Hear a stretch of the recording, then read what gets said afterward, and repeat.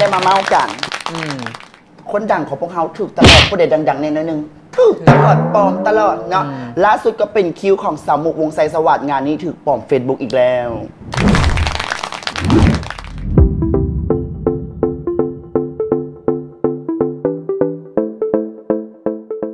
อีกหนึ่งสาวที่ล่าสุดถือมือดีปลอม Facebook ส่วนตัวสำหรับสาวมุกวงไซสวัสดิ์มิสซูเปอร์เนชั่นแนลลาว